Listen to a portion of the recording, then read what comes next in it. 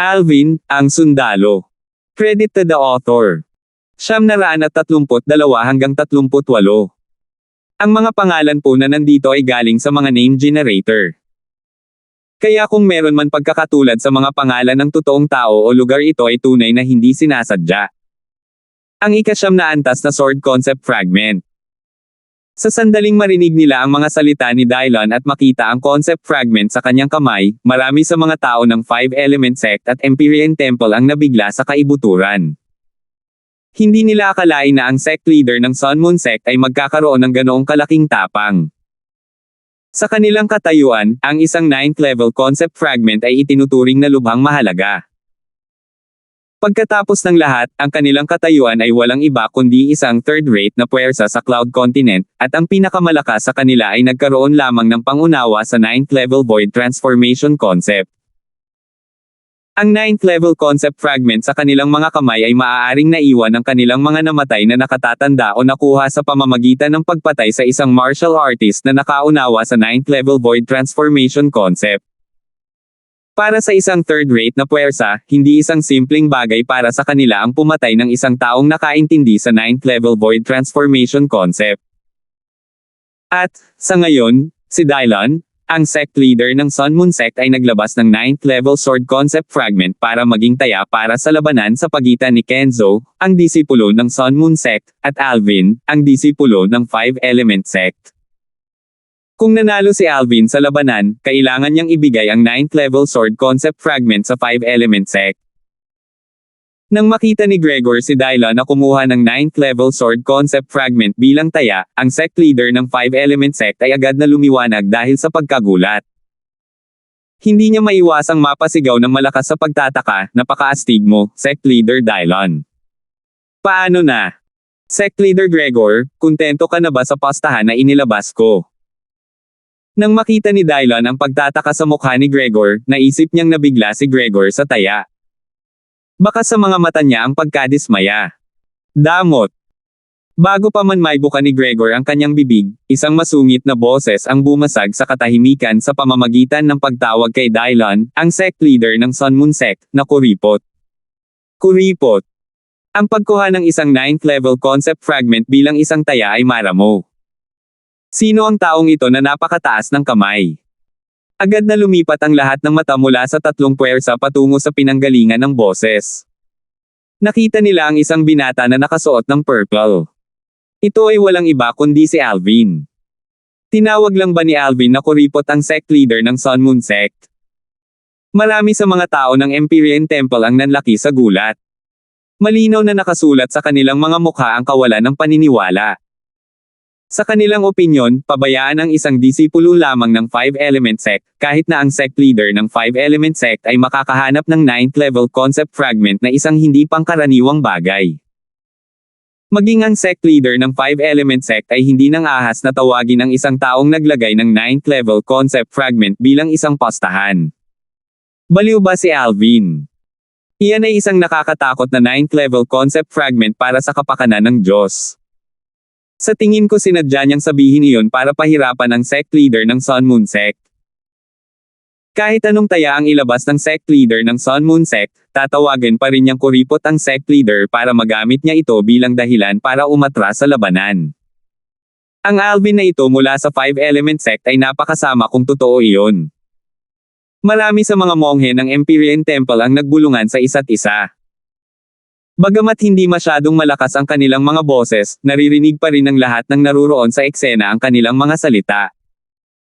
Ang mga disipulo ng Five Element Sect ay bumantong hininga lamang sa mga salita ng mga tao ng Empyrean Temple. Hindi man lang sila naabala sa mga salita. Napakalinaw nila tungkol sa lakas ni Alvin. Alam nila na talagang imposible para sa kanya na umatras sa harap ng isang disipulo mula sa Sun Moon Sect, pati na rin ang pag-atres gamit ang hindi direktang paraan. Anong ginagawa ni Alvin? Iyan ay isang nakakatakot na 9th level concept fragment na kinuha ng sect leader ng Sun Moon Sect. Paano niya siya matatawag na kuripot? Nagpalitan ng tingin sina Dindo, Renz, Riza, Brent at ang iba pa at nakita ang parehong hinala sa mata ng isa't isa. Ang Peak Masters of Fire, Water, at Earth Peaks ay mayroon ding parehong pagdududa sa kanilang mga mukha. Tanging si Romeo, ang pickmaster ng woodpick, ang may alam ng ngiti sa gilid ng kanyang bibig. Para bang alam na niya ang susunod na planong gawin ni Alvin. Ang batang ito ay medyo matako, ha? Si Gregor, sa kabilang banda, ay natigilan sa katahimikan sa isang sandali bago natama ng isang realisasyon. Hindi na siya nagsalita pa habang tinatitigan niya ang likod ni Alvin. Gaano katawa-tawa? Paano maglakas loob na tawagan ang aming sect leader na kuripot? Iyan ay isang 9th level concept fragment para sa kabutihan. Sa tingin ko ito ang unang pagkakataon na nakakita ka ng isa. Ganun ba, bata ka?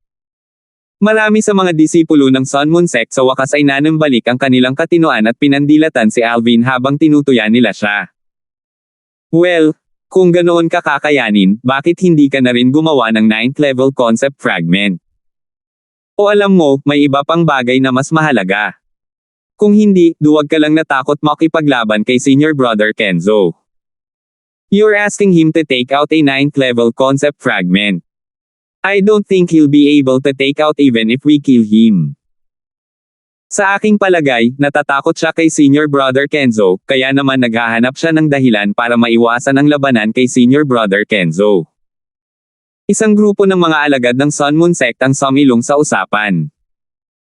Mula sa kanilang mga salita, halatang kinukutya nila si Alvin, ang disipulo ng 5-element sect. Sa kanilang mga opinyon, gaano siya kagaling kahit na siya ay napakatalino at may mataas na comprehension noong siya ay 25 taong gulang pa lamang. Itinaas ni Dylon ang kanyang kamay, at sa wakas ay tumahimik ang grupo ng alagad ng Sun Moon Sect. Gayunpaman, ang mga titig na sinanay kay Alvin ay puno pa rin ng paghamak na nagmula sa kaibuturan ng kanilang mga puso. Pinaikit ni Dylon ang kanyang mga mata habang nakatitig kay Alvin. He asked in a deep voice, tinawag mo lang akong kuripot. Hindi ba? Tila hindi napapansin ni Alvin ang panunuya ng mga alagad ng Sun Moon Sect. Ngayong narinig na niya ang tanong ni Dylon, sumagot siya bilang isang bagay, ang isang marangal na sect leader ng Sun Moon Sect ay kumuha lamang ng 9th level concept fragment bilang tayaan. Hindi mo ba naisip na maramaw ka? Firm. Isang matalim na kinang ang sumilay sa mga mata ni Dylon. Napabuntong hininga, sumagot siya, itong 9th level concept fragment na nasa kamay ko ay ang unang taya. Kung nakita ni Sect Leader Gregor na hindi ito sapat, maaari akong magdagdag ng higit pang taya sa ibabaw nito. Siyempre hindi sapat. Sa sandaling lumabas ang mga salita sa bibig ni Dylon, agad na tumugon si Alvin, pabayaan ang ating Sect Leader, kahit isang walang katulad ko ang nararamdaman na hindi sapat ang pastahan na kinuha mo. Ikaw na mismo ang nagsabi na wala kang kwenta. Sa tingin mo kaya mong katawinin ang sect leader ng 5-element sect? Ngumuso si Dylon. Natural, hindi ako makakatawan sa sect leader natin, pero kaya kung tumaya sa iyo mismo. Nakataas ang kilay ni Alvin habang sinasabi niya ang salitang ito sa bawat salita. Ikaw. Pusta laban sa akin sa sarili mo. Nang marinig ang mga salita ni Alvin, hindi mapigilan ni Dylon ang kanyang pagkalito. Ha. Nakakatuwa. Sabi ng batang ito mula sa 5-element sect na gusto niyang tumaya ng mag-isa laban sa sect leader natin. Sa tingin ba niya ay napakadaling makuha ng 9th level concept fragment? Noong una, kuripot daw ang sect leader natin. Ngayon, gusto na daw niyang tumaya sa sect leader natin mag-isa. Gusto kong makita sa sarili ko kung ano ba talaga ang gagamitin niya bilang taya para tumaya laban sa sect leader. Muling nagkagulo ang mga alagad ng Sun Moon Sect. Ang bawat isa sa kanila ay nakatingin kay Alvin na may panunuya habang hinihintay siyang gumawa ng kalokohan. Itong Alvin ay baliw. Kung wala siyang makukuhang mas mahusay kaysa sa 9th level sword concept fragment, ipapahiya lang niya ang sarili niya. Talagang gagawa siya ng katangahan. Ang mga disipulong monghe mula sa templo ng Empyrean ay umiling habang ibinato nila ang nakakaawang mga sulyap kay Alvin. Si Kung, ang abot ng Empyrean Temple, ay tumayo sa gilid at magiliw na tinitigan si Alvin. Kahit na nagyabang si Alvin, tila hindi siya nagulat. Sa kabilang banda, marami sa mga disipulo mula sa 5-element sect ang nakangiti. Bagamat hindi nila gaanong alam ang nangyayari, alam nila na si Alvin ay talagang walang kakulangan ng 9th level concept fragment. Ilang sandali lang ang nakalipas, nakakuha lang siya ng 2 fragment na nagmula sa pinatay na si Renji, ang sect leader ng Crimson Moon Sect. Tama. Ako mismo ang tataya laban sa iyo. Mataimtim na tumango si Alvin sa kanyang ulo habang direktang nakatitig sa mga mata ni Dylon. Lad, alam mo ba ang halaga nitong 9th level sword concept fragment na nasa kamay ko? Masasabi ko sa iyo na hindi lahat ay may kukumpara sa halaga ng concept fragment na ito. Ngumisi si Dylon habang pinaglaruan ang fragment sa kamay niya. Well, wala akong masyadong alam, pero alam ko na ang halaga ng dalawang ito na pinagsama-sama ay tiyak na mas mahalaga kaysa sa 9th level sword concept fragment na nasa kamay mo. Sa harap ng panunuya ni Dylon, nanatiling kalmado pa rin si Alvin. Sa pagangat ng kanyang kamay, 2 fragment ang lumitaw sa kanyang palad, ang isa ay asul, at ang isa ay kulay ube.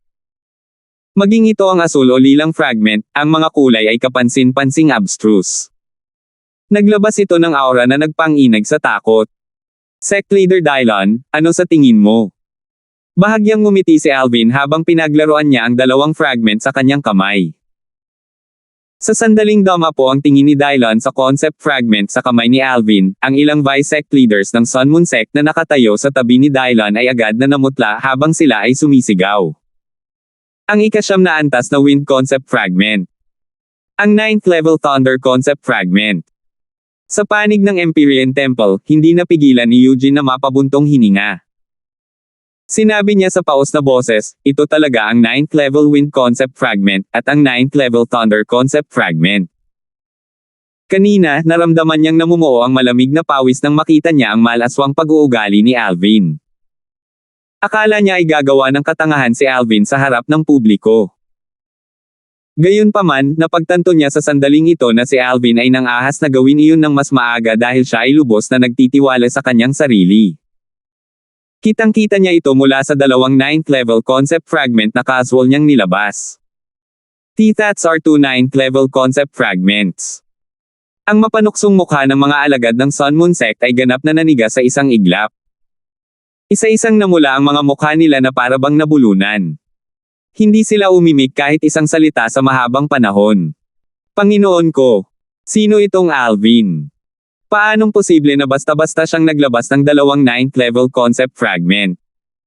Siya ba ang sect leader ng illegitimate son ng 5-element sect o ano? Paano eksaktong nakuha ang 9th level concept fragment sa kanya? Ang bawat isa sa mga monk na disipulo mula sa Empyrean Temple ay nakatitig sa 2 concept fragment sa palad ni Alvin gamit ang kanilang mga pulang mata. How they wish they could reach out and agawin them away from him.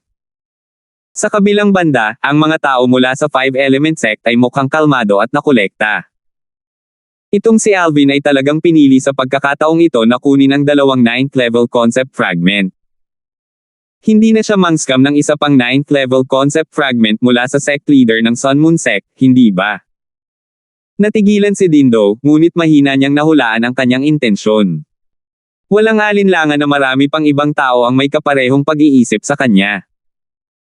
Halimbawa, ang Peak Masters of Water, Fire, and Earth, ang Niger Twins, Ryza, Brent at ang iba pa. Alvin, gusto mong DA ng sect leader ng Sun Moon Sect ha? Sisiguraduhin kong hindi mo magagawa ang gusto mo. Isang liwanag ang bumungad sa mga mata ni Perry habang ang pagngisi ay lumitaw sa gilid ng kanyang bibig. 933.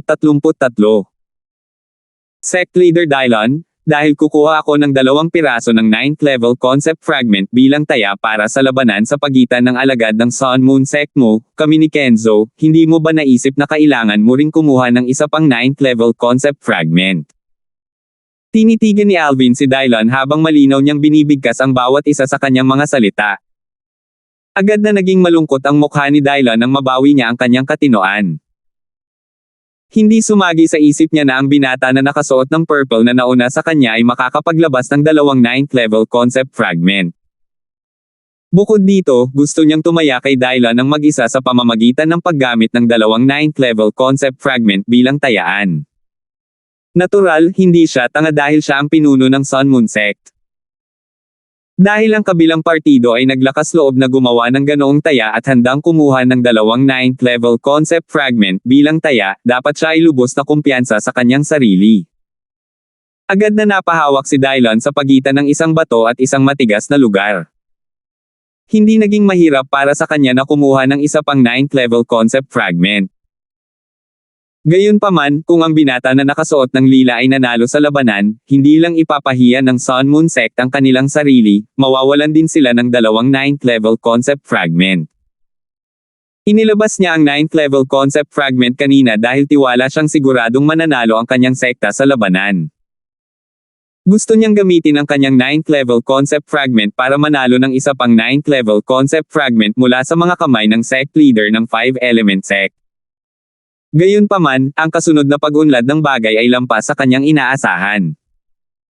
Una, tinawag siyang kuripot ng naka-purple na binata sa kanyang harapan at talagang humakbang pasulong upang tumaya kay Dylon ng nakapag-iisa. Higit pa rito, gusto niyang gumamit ng dalawang 9th level concept fragment bilang tayaan. Inamin niya na medyo nag-alinlangan siya nang makita niya ang kumpiyansa sa mukha ng kabilang partido. Bagamat tumanggi siyang maniwala na ang isang kabataang lalaki sa gayong murang edad ay kayang talunin si Kenzo, ang disipulo ng kanyang Sun Moon Sect na nasa 9th level Void Interpretation Stage, agad siyang naging maingat sa sandaling maalala niya na ang bagay ay may kinalaman sa dalawang 9th level concept fragment. Ano ngayon? Sect Leader Dylon, don't tell me you dare not bet. Nakita ni Alvin ang iniisip ni Dylon nang makita niyang nag-aalangan siya. Sinadya ni Alvin na itinaas ang kanyang boses upang marinig siya ng lahat ng malinaw habang humahagalpak siya ng tawa. Nang marating niya ang dulo ng kanyang pangungusap, isang mapang asar ng ngiti ang makikita sa gilid ng kanyang bibig. Huwag maglakas loob tumaya. Nagalit si Dylon nang marinig niya ang mga salita ni Alvin at napansin ang mga tingin sa paligid niya. Gayunpaman, tila ang kanyang galit ay agad na pinawi ng isang splash malamig na tubig bilang siya ay naging kalmado at nakolekta ng walang anumang babala. Alam niyang ginagamit ng kabilang partido ang taktika ng pang-uudyok sa kanya para akitin siyang tanggapin ang taya. Sa sandaling ito, isang voice transmission ang biglang umalangaw sa kanyang mga tainga mula sa malayo. Sect Leader Dylon, hindi ka dapat sumang-ayon sa postahan na ito kasama si Alvin. Huwag magpalinlang sa kanyang hitsura. Isa talaga siyang martial artist sa first level Void Transformation Stage. Bukod sa pag-unawa sa isang uri ng Void Transformation concept, naintindihan pa niya ang 3 pang 9th level interpretation concepts. Dapat ay hindi ka pumayag ni Alvin na hindi ka pumayag na maging taya. Niloloko niya kung hindi, siguradong mawawala ang iyong Sun Moon Sect ng dalawang 9th level concept fragment. Natapos ang voice transmission ng walang anumang babala nang umabot sa puntong ito. Sa pagkakataong narinig ni Dylon ang voice transmission, namula agad ang kanyang mukha. Ang first level voice transformation. Naintindihan ba niya ang isang void transformation concept? Bukod dito, naintindihan na rin niya ang 3 konsepto ng interpretasyon sa ika-9 na antas na walang kabuluhan. Huminga ng malalim si Dylon habang sinusukat niya ang binata na nakasuot ng lila habang patuloy niyang tinatanong ang sarili sa kanyang puso, ganito ba talaga ang kakayahan nitong si Alvin? Hindi siya makapaniwala dito. Sa kanyang opinyon, ito ay isang bagay na halos imposible. Kinailangan para sa isang martial artist ng first level void transformation na maunawaan ang void transformation concept. Gayunpaman, kung naintindihan niya ang isa pang konsepto ng ika-9 na antas na void interpretation, maaari siyang ituring na isang halimaw sa pag-unawa sa mga konsepto. Talagang sinabi ng voice transmission na si Alvin ay isang first-level void transformation martial artist na hindi lamang nakaunawa sa void transformation concept kundi sa 3 pang void interpretation concepts. Walang katotohanan. Ito ay ganap na walang katotohanan. Umiling si Dylon. Agad siyang nagpasya na ang kabilang partido ay sinusubukang linlangan siya. Bukod dito, ang voice transmission na iyon ay talagang nagmula sa grupo ng mga tao ng 5 element sect. Sa kasamaang palad, biglang dumating ang voice transmission. Dahil dito, hindi niya matukoy ang may-ari ng voice transmission sa mga disipulo ng 5 element sect. Gayunpaman, mayroong isang bagay na lubos niyang natitiyak. Sigurado siyang sinusubukan siyang linlangan ng kabilang partido. Madali niyang mahulaan kung bakit sinusubukan siyang linlangan ng kabilang partido. Ayaw lang ng kabilang partido na tanggapin niya ang taya kay Alvin at gusto niyang yumuko siya, ang Sun Moon Sect, sa harap ng 5 element sect. Bukod dito, gusto rin ng kabilang partido na ipahiya niya ang sarili sa harap ng Empyrean Temple. Bagamat tila sinusubukan ng kabilang partido na tulungan siyang mapanatili ang kanyang dalawang 9th level concept fragment sa pamamagitan ng paggawa nito, ang dahilan kung bakit ginawa ito ng kabilang partido ay para tulungan si Alvin at ang 5-element sect kung pag-isipan ito ng malalim. Ito ay dahil kung tatanggihan niya ang hamon ngayon, mawawala ng pagkakataon ang kanyang disipulo na talunin si Alvin sa harap ng malaking pulutong ng mga tao. Higit pa rito, ang 5-element sect ay mananalo sa kamay na ito ng walang laban, na ginagawang madali para sa kanila na sugpuin ang Sun Moon sect. Alvin, dapat kong aminin na matalino ka talaga. Habang tinitingnan ni Dylon si Alvin, sinabi niya sa kanya sa pamamagitan ng voice transmission, talagang marunong kang gumawa ng konsesyon para sa pagsulong ha. Hiniling mo sa isang tao na palakihin ang iyong lakas sa harap ko upang ang Sun Moon sect at ako ay umatras sa harap ng mga paghihirap, kaya hahayaan kang manalo at ang 5-element sect ng walang laban. Para dito. Gayunpaman, hinahayaan mo talaga ang iyong 5-element sect na balaan ako sa pamamagitan ng voice transmission. Ang voice transmission ni Dylon ay puno ng paghamak. Saglit na natigilan si Alvin nang marinig niya ang voice transmission ni Dylon. Hiniling niya sa isang tao mula sa 5-element sect na palakihin ang kanyang lakas sa harap ni Dylon sa pamamagitan ng voice transmission. Sa una, si Alvin ay medyo naguguluhan. Hindi niya napigilan ang kanyang kuryosidad habang pasulyap-sulyap siya sa mga tao ng 5-element sect. Sa lalong madaling panahon, sa wakas ay nakakita siya ng ilang mga palatandaan. Sa sandaling tumingin siya kay Perry, napansin niya na ang titig ni Perry ay tila umiiwas sa kanya. Ang katotohanan na hindi siya naglakas loob na tumingin sa kanya ng direkta ay ganap na wala sa kanyang pagkatao. Perry. Isang malamig na kinang ang sumilay sa kanyang mga mata habang ang apoy ng galit sa kanyang puso ay agad na tumaas. Sigurado siya na si Perry ang taong nagpadala ng voice transmission kay Dylon. Gayunpaman, tila hindi naniwala si Dylon kay Perry. Dahil dito, nakahinga ng maluwag si Alvin. Matapos makahinga ng maluwag si Alvin, ang layunin ng pagpatay sa kaibuturan ng mga mata ni Alvin ay lalong nagningas. Ang layuning pagpatay na iyon ay walang iba kundi si Perry. Katulad ng naisip niya noon, hindi siya magkakaroon ng araw ng kapayapaan hanggat nabubuhay pa si Perry. Nakakaawa. Nakakaawa. Noong una, medyo nag-alinlangan ako nang makita kitang kumpiyansa na kumuha ng dalawang 9th level transformation concepts para tumaya sa akin.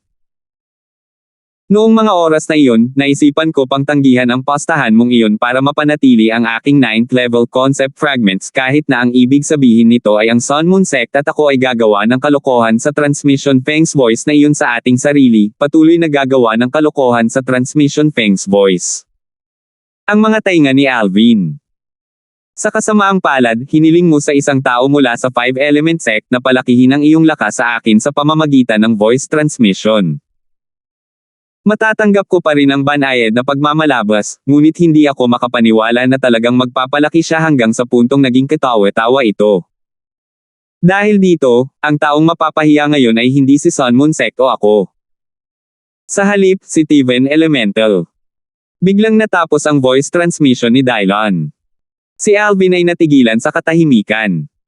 Hindi sinasadyang tinulungan ba siya ni Perry? Kung alam ni Perry na ito ay magiging ganito, malamang na magagalit siya na magluluwa siya ng 3 litro ng dugo man lang. Gayunpaman, hindi nabawasan ang layunin ni Alvin na pumatay kay Perry dahil lang dito. Sa kanyang puso, si Perry ay isa ng patay na tao. Hanggat may pagkakataon siya, tiyak na sisiguraduhin niyang mamatay si Perry sa kanyang mga kamay. Firmf. Nang marinig ang voice transmission ni Dylon, ngumuso si Alvin. Sinadya niyang bahagyang pinadilim ang kanyang ekspresyon. Nang makita ni Dylon ang mukha ni Alvin, isang mapanuksong ngiti ang agad na lumitaw sa kanyang mukha. Ang isa pang piraso ng concept fragment ay lumitaw sa kanyang palad sa pamamagitan lamang ng pag-angat ng kanyang kamay. Sa ilalim ng mapagbantay na mga mata ng iba, malakas na inihayag ni Dylon, Alvin, dahil gusto mong maging malaki, hayaan mo akong samahan ka din sa paglaki. Ito ay isang 9th level saber concept fragment. Kasama ng 9th level sword concept fragment sa aking kamay, ang dalawang ito ay magiging tayaan ng Sun Moon Sect. Hindi na hinintay ni Dylan na sumagot si Alvin. Sa halip, tumingin siya kay Kung, ang abot ng Empyrean Temple. Kung, kalbo mong asno. Bagamat hindi pa kita nakikitungo noon, narinig ko na isa kang disenteng tao. Ngayon, gusto kitang imbitahan na maging saksi sa taya sa pagitan ni Alvin, ang alagad na ito ng 5-element sect, at ako. Kung tungkol sa mga taya, sa tingin ko ay dapat na ikaw rin ang mag-iingat sa kanila. Nang matapos niya ang kanyang pangungusap, itinaas ni Dylan ang kanyang kamay at inihagis ang dalawang 9th level concept fragment sa Kong. Matapos mahuli ni Kung ang dalawang 9th piece concept fragment, pinagdikit niya ang kanyang 10 daliri at sinabing, Amataba. Dahil naniniwala sa akin ang sect leader na si Chen, gagawin ko ang gusto mo. Alvin, hindi mo ba naisip na dapat mo ring ipasa ang iyong mga taya sa Kung nakalbong asno para sa pag-iingat? Isang ngiti ang makikita sa gilid ng bibig ni Dylan habang nakatingin kay Alvin. Pinili niyang ipasa ang mga fragment para sa pag-iingat dahil nag-aalala siyang pagsisihan ni Alvin ang kanyang desisyon sa bandang huli. Kung umunlad ang sitwasyon hanggang sa puntong iyon, kahit na si Alvin at ang 5-element sect ay gagawa ng katangahan sa kanilang sarili, hindi makukuha ng kanyang Sun Moon sect ang dalawang concept fragment sa mga kamay ni Alvin. Ang dahilan kung bakit niya ginawa iyon ay para mahirapan si Alvin na umatras sa kanyang desisyon. Natural, maaari pa ring tumanggi si Alvin kung gugustuhin niya, ngunit ang presyo na kailangan niyang bayaran para sa kanyang pagtanggi ay napakataas. Mas mataas ito kaysa sa halaga ng dalawang 9th level concept fragment. Kung talagang tumanggi si Alvin, magiging mahirap hindi lamang para sa kanya kundi para sa buong 5-element sect na iangat ang kanilang mga ulo sa hilagang disyerto sa hinaharap. Magandang tawag, sect leader Dylan. Natural, alam ni Alvin kung ano ang iniisip ni Dylan. Matapos niyang sadyang ipakita kay Dylan ang isang ekspresyon na parang malalim ang iniisip, casual niyang ibinato ang dalawang 9th level concept fragment sa kanyang kamay kay Kung. Abot Kung, salamat. Pagkatapos niyang kunin ang dalawang 9th level concept fragment, sinabi ni Kung sa kanyang 10 daliri, Amataba. Welcome ka, little benefactor Darfield. Ha! Nang makita ni Dylan si Alvin na ipinasa ang dalawang 9th level concept fragment kay Kung nang walang pag-aalinlangan, hindi niya maiwasang kumunot ang kanyang mga kilay. Gayunpaman, mabilis niyang itinaas muli ang kanyang mga kilay. Sa kanyang opinyon, nagpapalabas lang si Alvin para magmukhang kahanga-hanga. Ano man ang mangyari, hindi siya maniniwala na ang isang maliit na batang lalaki tulad ni Alvin ay magagawang talunin si Kenzo na niranggo sa nangungunang tatlo sa mga nakababatang henerasyon ng Sun Moon Sect. Whoosh! Sa oras na ito, si Alvin ay may malabo na ekspresyon sa kanyang mukha habang siya ay bumalik upang tumayo sa harapan ni Kenzo. Little Benefactor Darfield, Little Benefactor Kenzo. Bagamat ang laban mo ay may kinalaman sa pagmamayari ng dalawang 9th level concept fragment, umaasa ako na kayong dalawa ay magpakita ng pagtitimpi, payo ni Kung na nakasabit ang kanyang mga daliri habang nakatingin kina Alvin at Kenzo. 934. Wala akong opinyon. Nagkibit balikat si Alvin nang walang pakialam. Ang layunin ng pagsali niya sa labanan ay upang manalo sa dalawang 9th level concept fragment. Talagang hindi mahalaga sa kanya kung napatay niya ang kanyang kalaban o hindi. Naturally, ang pinakamahalagang salik ay si Kenzo, ang alagad ng Sun Moon Sect na nakatayo sa kanyang harapan, ay hindi pa nakakagawa ng anumang bagay na nagdulot ng kanyang layuning pumatay. Kailangang mamatay ang sinumang mag-udyok sa ating Sun Moon Sect. Ang boses ni Kenzo ay nakakadugo at matinis. Halata sa kanyang mga salita na may intensyon siyang patayin si Alvin. Pinaikit ni Alvin ang kanyang mga mata. Gumapang ang isang pagngisi sa gilid ng kanyang bibig. Kanina, iniisip pa rin niya kanina kung dapat niyang iligtas ang buhay ni Kenzo o hindi. Gayunpaman, ang pangungusap na binigkas ni Kenzo ay ganap na nasira ang kanyang orihinal na plano. Dapat maging responsable ang bawat isa sa mga sinabi nila. Sina Alvin at Kenzo ay nakatayo sa isa't isa sa isang pagkapatas. Agad nilang nakuha ang atensyon ng lahat. Nakakamangha na nakuha ni Alvin ang dalawang 9th level concept fragment. Gayunpaman, ang mas nakakagulat ay ang katotohanang naglakas loob siyang tumaya laban sa sect leader ng Sun Moon Sect. Don't tell me sa tingin niya talaga kaya niyang talunin ang alagad ng Sun Moon Sect. Ang disipulo ng Sun Moon Sect na iyon ay personal na pinangalanan ng sect leader ng Sun Moon Sect kaya ang kanyang lakas ay tiyak na simple. Ang Alvin na ito ay malamang na maghahanap ng lana, ngunit malamang na mauwi siya ng gupit. Marami sa mga disipulong monghe mula sa Empyrean Temple ang nakipag-usap sa isa't isa. Maliwanag na wala silang tiwala kay Alvin. Naturally, kung ang isa ay papasok sa kung bakit at bakit nito, ang lahat ay bumagsak sa katotohanan na si Alvin ay masyadong bata, napakabata na ito ay hangganan ng katawa-tawa. Whoosh! Bigla-bigla, ang itim na damit ni Kenzo, ang alagad ng Sun Moon Sect na nakakulong sa isang pagkapatas kasama si Alvin, ay umungol ng walang babala. Ang origin energy sa kanyang katawan ay tumaas at patuloy na sumanib sa isang alon ng matalim na aura. Sa isang kisap lang ng mata, ang malupit na aura ni Kenzo ay napalitan ng isang napakalaking saber, at naglabas ito ng isang alon ng aura na tila kaya nitong putulin ang lahat. Ang Heaven and Earth energy sa kalangitan ay umiikot, at ang Heaven and Earth phenomenon ay agad na tumigas sa anyo. Una, lumitaw ang 120 silhouette ng mga sinaunang may sungay na dragon, at sinundan ito ng isa pang 100 silhouette ng mga sinaunang may sungay na dragon. Ang ika-9 na antas na walang kabuluhang interpretasyon.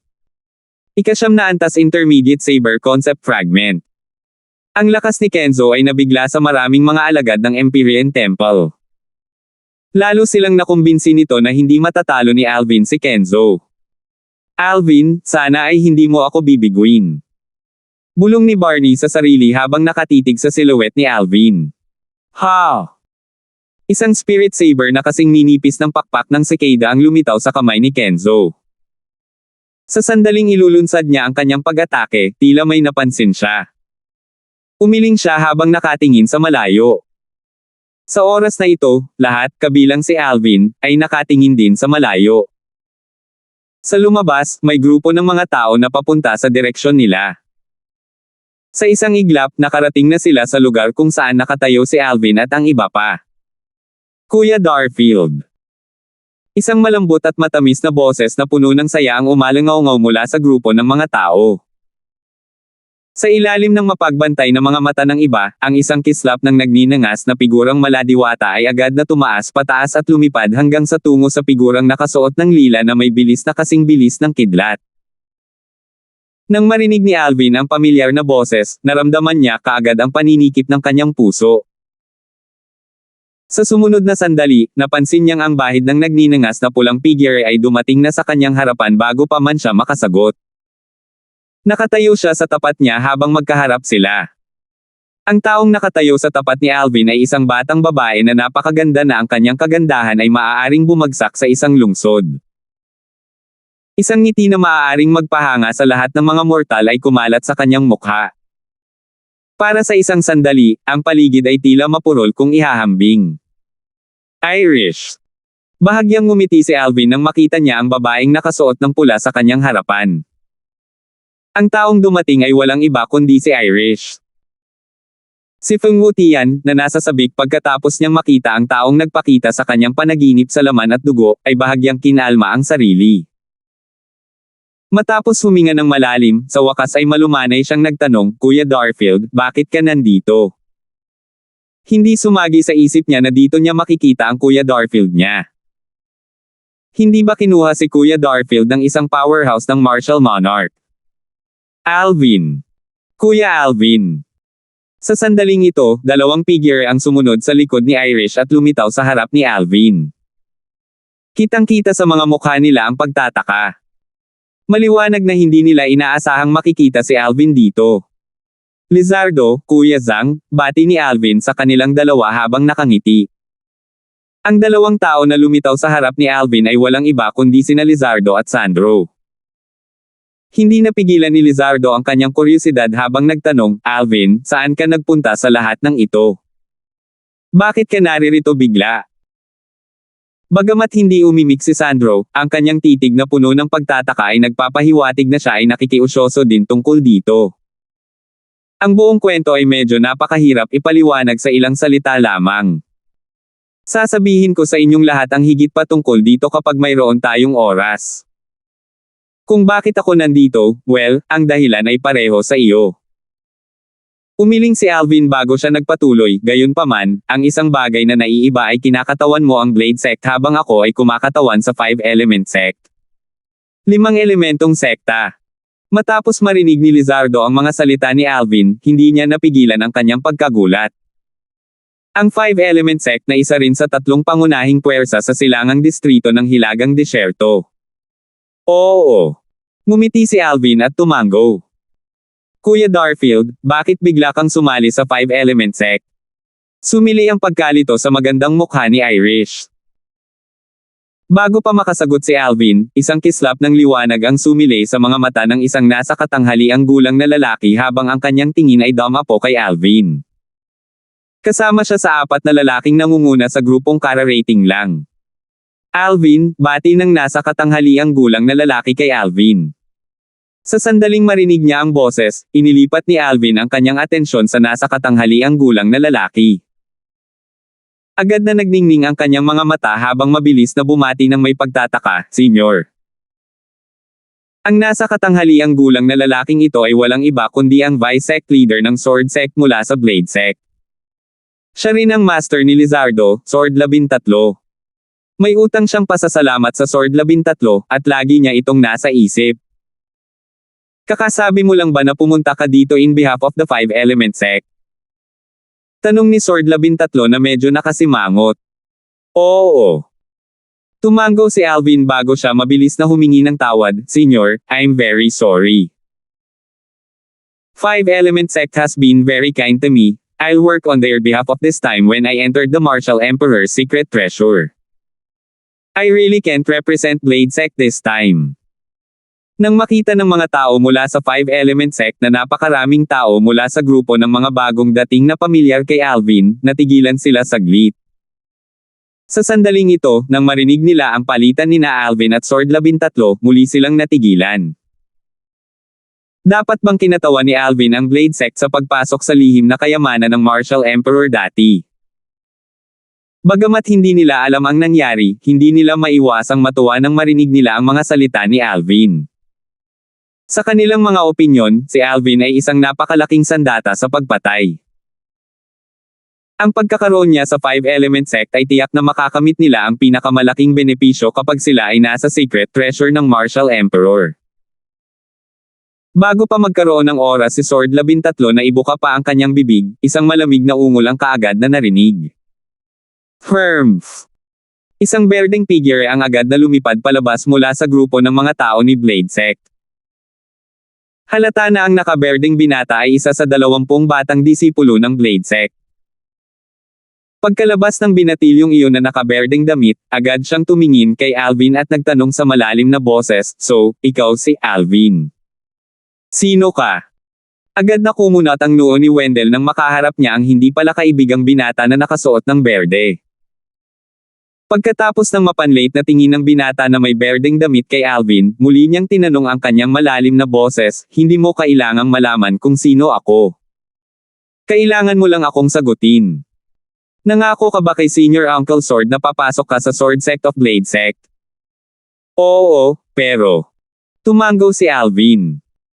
Nang ipapaliwanag na sana niya ang sitwasyon, agad siyang nagambala ng binata na nakaberdeng damit na iyon muli, "Tama na iyan. Sa madaling salita, isa ka dapat na disipulo ng Sword Sect ng Blade Sect, ngunit tumalon ka talaga sa 5-element sect. Bagamat isa ka na lang na malapit ng maging disipulo ng Sword Sect na magiging disciple na malapit ng madiskubre na isa pang disciple na tatalon sa Sword Sect. Bilang Tridor din ayon sa mga tuntunin ng ating Blade Sect ngayon, ako, si Ashong, ay kakatawan sa mga elder na nagpapatupad ng batas ng sekta upang ipatupad ang panuntunan at alisin ang Tridor." Mabilis na sinabi ng nakaberdeng binata, si Ashong, ang lahat ng iyon. Bago pa man magkaroon ng oras ang mga tao na intindihin ang sitwasyon, nag-transform na siya sa isang flash ng berdeng ilaw at sumugod kay Alvin. Whoosh! Isang bahid ng matulin na sinag ng espada ang sumabay sa kanyang pag-atake kay Alvin. Sa isang kisap lang ng mata, ang sinag ng espada ay lumitaw na sa mga mata ni Alvin. Anong kakilakilabot na bilis ang taglay ng sinag ng espada? Whoosh! Samantala, mahigit 270 silhouette ng mga sinaunang may sungay na dragon ang lumitaw sa ibabaw ng ulo ni Asyong. Sa madaling salita, ang espada na pinakawalan niya kay Alvin ay may lakas ng mahigit 270 sinaunang may sungay na dragon. Ikawalong antas na walang kabuluhang interpretasyon. Pangwalong antas intermediate sword concept. Grade 3 Spirit Sword.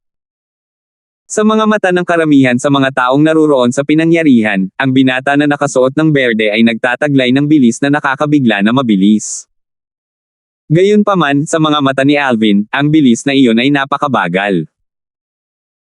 Nang makita ni Alvin ang Grade 3 Spirit Sword sa mga kamay ng binata na nakasuot ng berdeng halos isang talampakan ang layo mula sa kanyang mga mata, handa na siyang abutin ang isang kamay upang suluhin ang espada.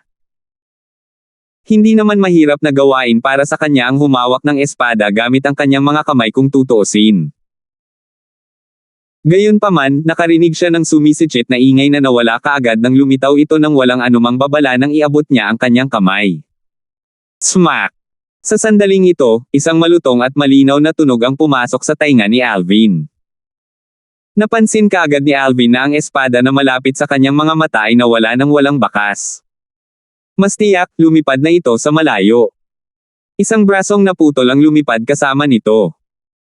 Ang naputol na braso ay napaka-eye-catching sa sariwang dugong bumubuhos mula sa bukas na sugat. Ang dugo ay damanak mula sa langit, at ito ay bumuo ng isang patch na katulad ng namumulaklak na pulang rosas. Samantala, isang matinis na sigaw ang bumasag sa katahimikan sa hangin. Walang iba kundi si Asyong na nakatayo hindi kalayuan kay Alvin. Daing sa sakit ang maririnig mula sa kanya habang dinidiin niya ang sugat sa kanyang balikat para matigil ang patuloy na pag-agos ng dugo. Sino yun? Nang tuluyan na siyang malagutan ng hininga ay agad niyang sinama ng tingin ang kakalusob lang sa kanya. Gayunpaman, sa sandaling makita niya ang pulang espiritong malaahas na mahabang letigo sa kamay ng nakapulang dalaga na nakatayo lamang, agad na namula ang kanyang mukha. J. Jr. Sister F. Feng. Nagtaksil siya sa sekta natin kaya dapat niya itong tabyusan sa pagkamatay niya. B. Bakit mo siya tinulungan? Ang taong lumpo kay Asyong ay walang iba kundi si Irish. Siya rin ang unang taong natauhan at agad na pinigilan si Asyong sa oras. Nawala ang letigo at agad na pumulupot sa braso ni Asyong na nakahawak sa espada. Sa sumunod na sandali, pilit niyang pinunit ang braso sa balikat ni Asyong at itinapon ito palayo. Ang buong galaw niya ay kasing kinis ng tubig. Kasi Kuya Darfield ko kasi siya. Ang sagot ni Irish ay napakasimple at prangka. 935. Kasi Kuya Darfield ko kasi siya. Isang maikling pangungusap lamang mula kay Irish ay sapat na upang mapatingin kay Alvin ng may paninibugho ang marami sa mga kabataang lalaki mula sa lahat ng iba't ibang puwersa. Kung gaano sila nangangati na maging taong pumalit kay Alvin sa halip.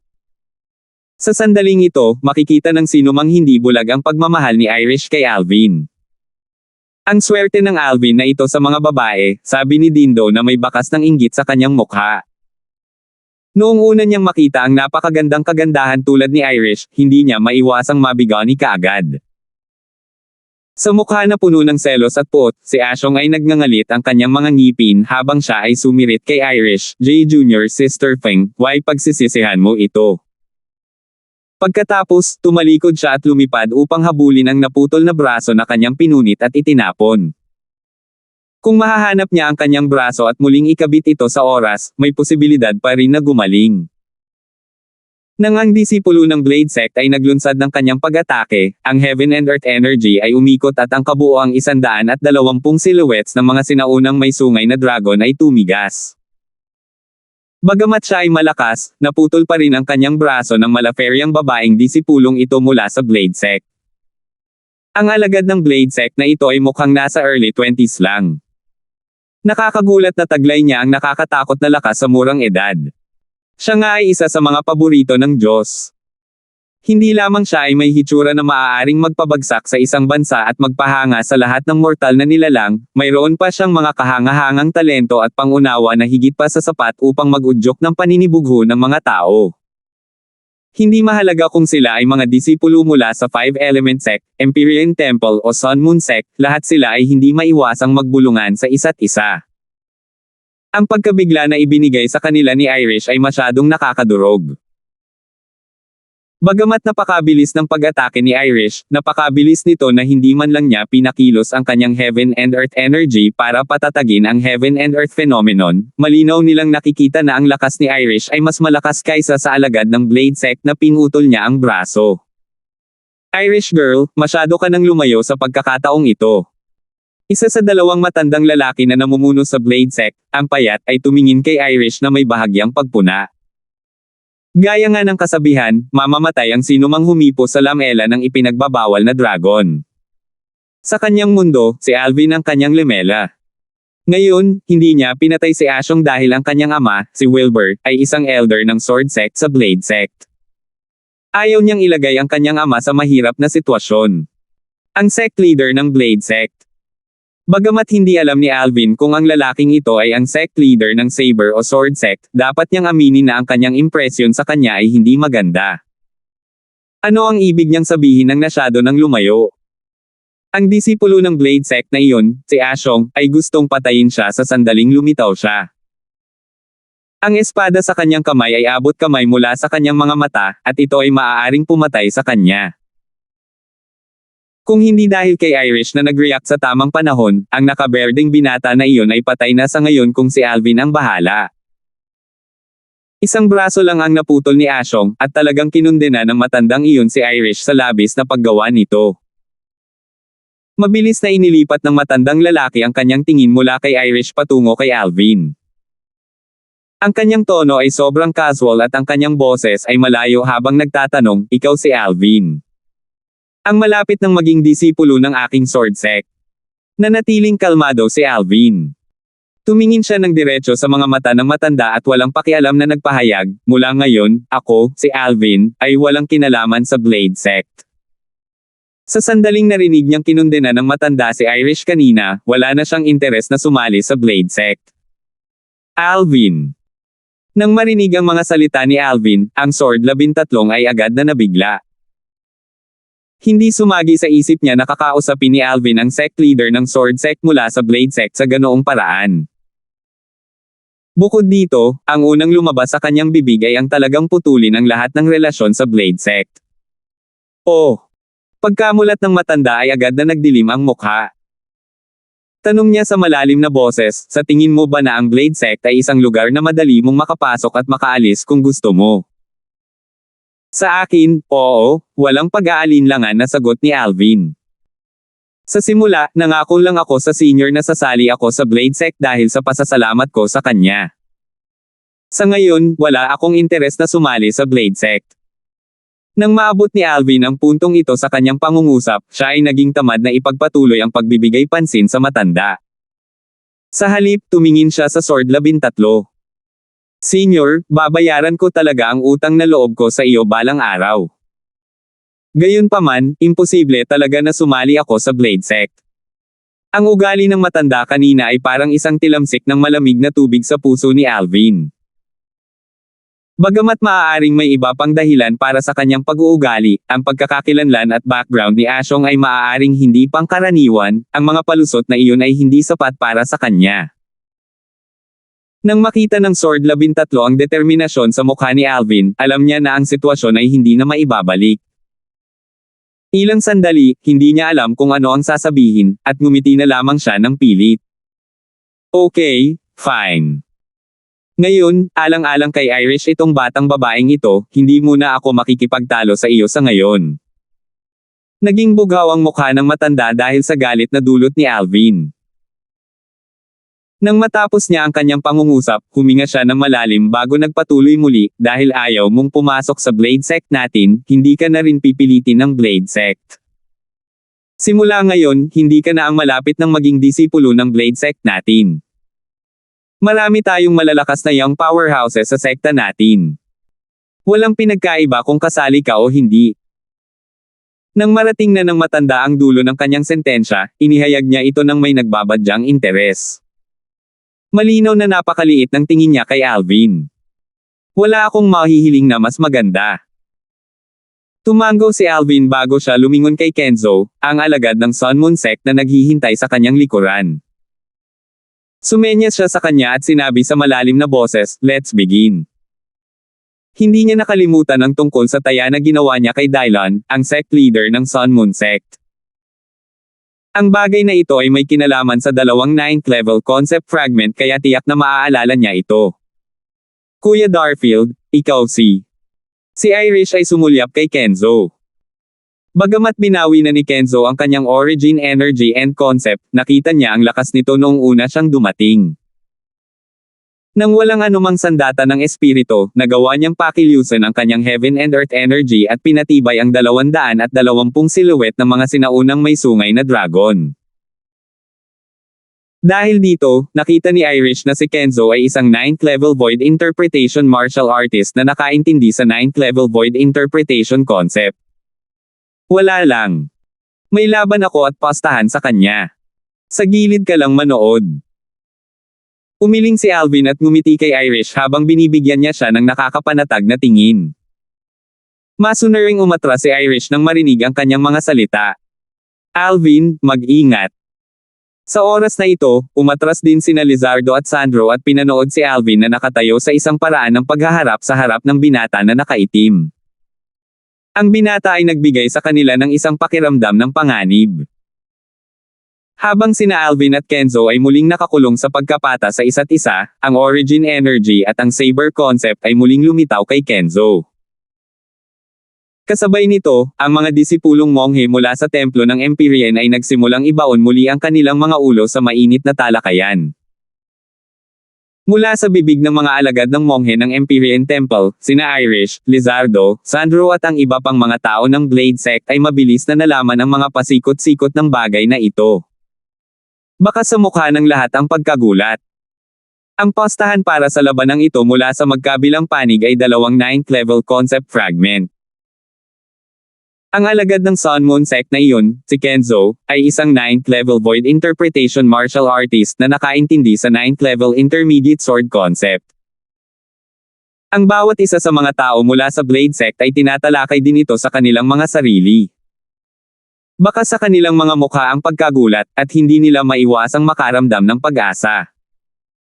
Lahat sila ay sabik na manood ng laban nina Alvin at Kenzo. Naturally, nadama ng karamihan sa kanila na mas mataas ang posibilidad na manalo si Kenzo sa labanan. Swish! Sa sandaling ito, isang figure ang lumitaw mula sa malayo. Walang iba kundi si Ashong ang pumunta para kunin ang kanyang braso kanina. Ang naputol na braso ay naidikit na muli sa kanyang katawan, ngunit ang mukha ni Ashong ay mapatla pa rin. Napakaputla nito na wala siyang pinagkaiba sa isang patay na tao.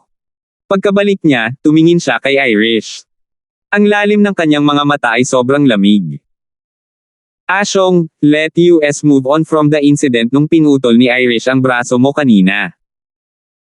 Ang payat na matandang lalaki, na siya ring sect leader ng Sword Sect, ay sumulyap kay Ashong. Ang kanyang tono ay malamig at walang anumang emosyon. "Sect leader, she." Nang marinig ang mga salita ng matanda, agad na bumalatay ang takot sa mukha ni Ashong. Akmang tatanggi na siya, pinutol siya ng matandang iyon, "Hindi mo ba ako narinig ng malinaw? O baka gusto mo talagang ulitin ko ulit ang mga sinabi ko?" Nang marating ng matanda ang dulo ng kanyang pangungusap, ang kanyang boses ay kasing lamig ng isang butas sa pagtunaw. Napakalamig kaya hindi napigilan ni Ashong na manginig habang hindi sinasadyang tumitig kay Irish. Gayunpaman, sa kalaunan ay kinailangan niyang iwaksi ang mga saloobin ng paghihiganti sa kanyang isipan. Napakalinaw niya na hindi na siya makakapaghiganti kay Irish maliban na lang kung ayaw na niyang manatili sa Blade Sect o kung ang matandang ito ay pumanaw na. Kung hindi, patay na siya kapag nalaman ng matanda. Huminga ng malalim si Ashong habang iniiwas niya ang kanyang tingin at sinimulang hanapin ang silhouette ni Alvin. Sa lalong madaling panahon, napansin niya na si Alvin ay nakakulong sa isang pagkapatas kasama ang isang binata na nakasuot ng itim. Bukod dito, ang binata na nakaitim na nakadamit ay nagpakita ng lakas na mas malakas kaysa sa kanyang sarili, ang 9th level void interpretation at isang comprehension sa 9th level void interpretation concept. Anong nangyayari? Labis na naguluhan si Asyong. Bakit sasabak si Alvin sa batang ito? Matapos niyang malaman ang dahilan mula sa mga nakabantay, hindi niya maiwasang mapangiti ng palihim. Kaya ganito, ha? Itong si Alvin ay naghahanap ng sarili niyang kamatayan. Talagang iniisip niya na kaya niyang manalo laban sa isang 9th level void interpretation martial artist na nakaintindi sa 9th level void interpretation concept. Napakaswerte mo na hindi mo ginawa ang mga kamay ko. Ang malamig na titig ni Asyong ay sinanay kay Alvin habang umusbong ang panunuya sa gilid ng kanyang bibig. Gayunpaman, ang pagngisi ay ganap na natigil sa lugar sa susunod na sandali. Mahal na Panginoon. Ano ang nasaksihan niya? Sa di kalayuan, sa wakas ay inilunsad ni Kenzo, ang alagad ng Sun Moon Sect ang kanyang pag-atake. Ang Spirit Saber na kasing ninipis ng pakpak ng Cicada sa kanyang kamay ay nanginginig habang ang lahat ng kanyang enerhiya mula sa kanyang katawan ay sumugod sa Spirit Saber, at sinunggaban niya si Alvin. Mahigit sa 310 silhouette ng mga sinaunang may sungay na dragon sa kalangitan ang sumugod at tumalon kay Alvin nang nakabakak ang kanilang mga ngipin at kuko. Tili. Ang saber ray na kasing manipis ng pakpak ng Cicada ay nakaturo sa harap, at ang daloy ng hangin sa hangin ay agad na nahati sa dalawa. Nagdulot ito ng sunod-sunod na hiyawan. Habang lumalakas ang hiyawan, ito rin ay naging ganap na nakakapantig sa tenga. Ang hiwa na naglalaman ng lakas ng mahigit 310 sinaunang may sungay na mga dragon ay sumugod kay Alvin na parang anino na sumunod sa anyo nito. Parang hihiwain at pira-piresuhin si Alvin sa dalawa. Nahaharap sa isang nakamamatay at mabangis na hiwa mula sa espada, ang mga mata ni Alvin ay kumikinang sa kawalang interes at kawalang takot. Nang walang anumang babala, humakbang siya pasulong. Sa ilalim ng mapagbantay na mga mata ng iba, sa wakas ay nakakilos si Alvin. Nagform ang kanang palad niya ng kamao nang biglang umunat paatras ang braso niya. Ang malapad niyang likod ay naging kasing kipot ng isang hinayla na busog. Bigla na lang. Whoosh! Sinundan ng isang quiver sa malakas na likod ni Alvin, ang kanyang kamao ay bumaril na parang bola ng kanyan at umabant upang harangin ang matulin na saber ray. 936. Nang makita ng lahat ang walang laman na kamao ni Alvin na umaakay upang salubungin ang Grade 2 Spirit Saber na kasing ninipis ng pakpak ng Cicada sa Kenzo, ang kamay ng alagad ng Sun Moon Sect, halos lahat, bukod sa mga tao ng 5-Element Sect, ay nanginginig na dumadaloy sa kanilang mga gulugod. Gayunpaman, hindi ito tumagal ng napakatagal. Whoosh! Isang alon ng malupit na origin energy ang sumabog mula sa kamao ni Alvin na parang isang cannonball. Sa pagkakataong lumitaw ang origin energy, isang pagbabagong nakakasira ng lupa ang biglang naganap. Ang maulap na puting origin energy ay naging isang alon ng napakalaking enerhiya ng kaki.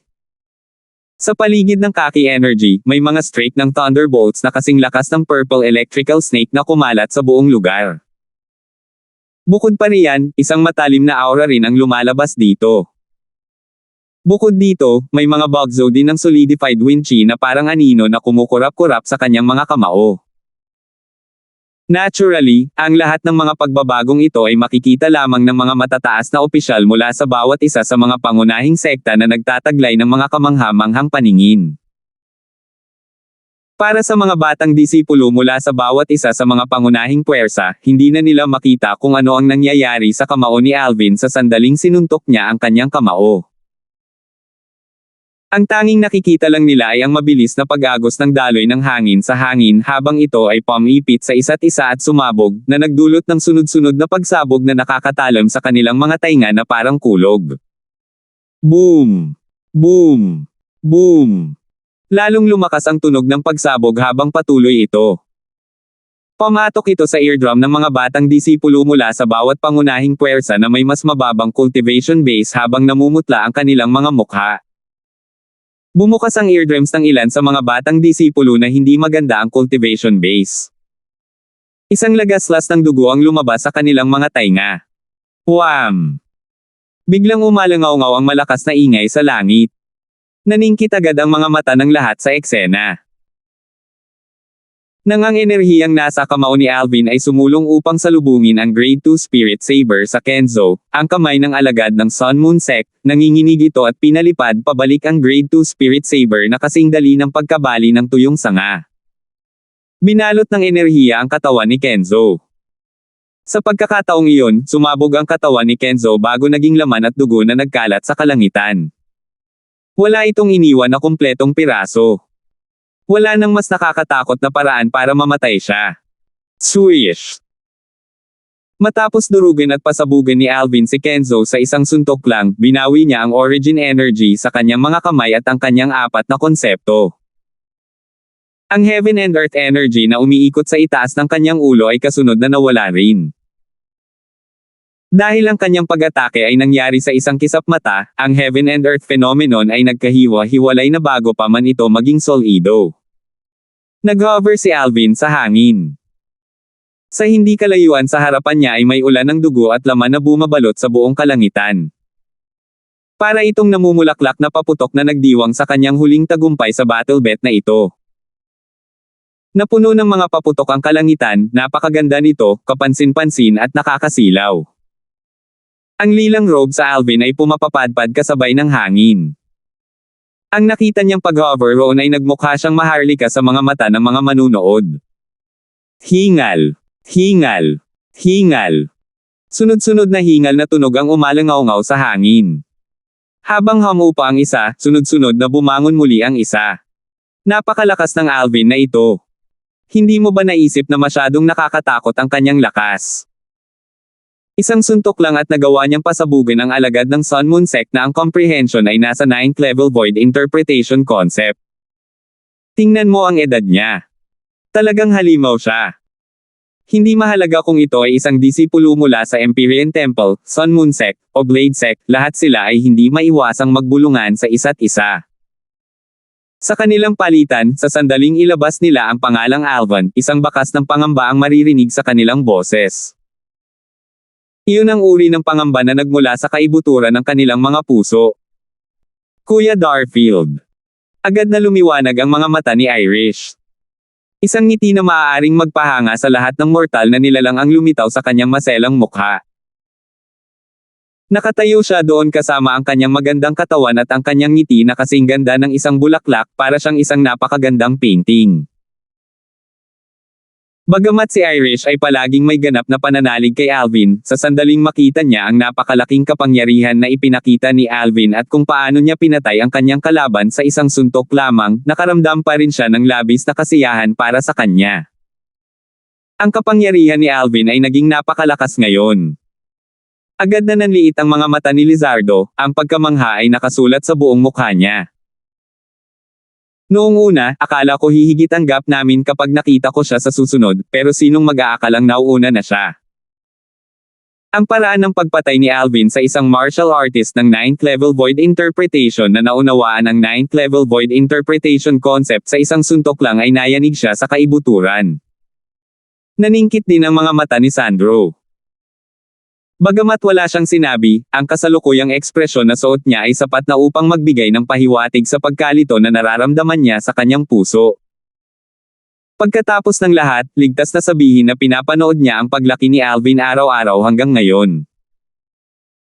Ang binata sa nakaraan na nangangailangan ng kanyang tulong upang mabuhay sa Eternal Jade Restaurant sa Ancient City of Everlast ay hindi sinasadyang lumaki sa isang yugto kung saan kailangan niyang tumangala sa kanya ngayon. Bawat aso ay may kanya-kanyang araw.